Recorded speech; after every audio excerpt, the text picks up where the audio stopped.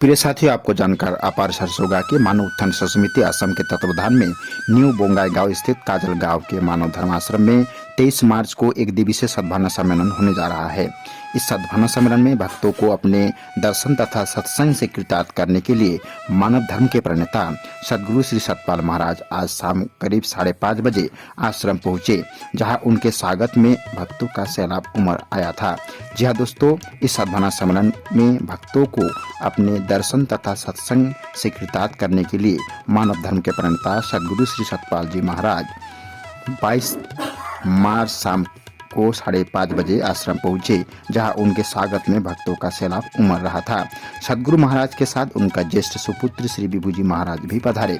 पारंपरिक वेशभूषा सज धज कर नाचते गाते प्रेमी भक्तगण अपने सदगुरु का स्वागत करने भाव विभोर हो रहे थे। सदगुरु महाराज जी अपने कर कमलों से फीता काटकर नवनिर्मित मंदिर का उद्घाटन किया। जी दोस्तों, मानव उत्थान समिति असम के तत्वावधान में न्यू बोंगाईगांव स्थित काजल गांव के मानव धर्म आश्रम में 23 मार्च को एक दिवसीय सद्भावना सम्मेलन होने जा रहा है।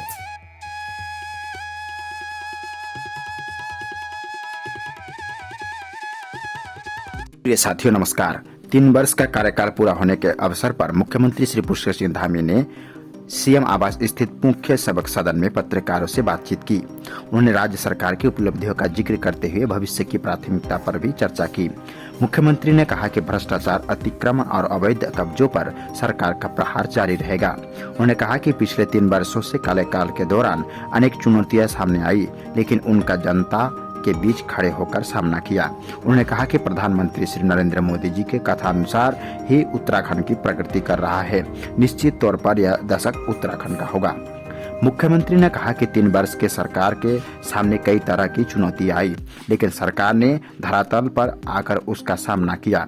रैनी, सिलक्या, केदार घाटी से लेकर हालिया माना की आपदा का जिक्र करते हुए उन्होंने कहा कि संकट के समय पीछे रहकर काम नहीं किया जाता है।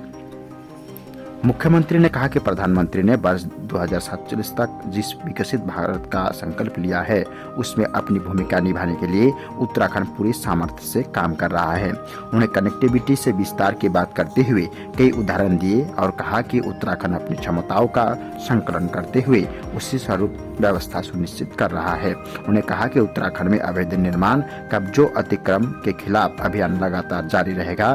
भ्रष्टाचार पर और सख्त प्रहार किए जाएंगे।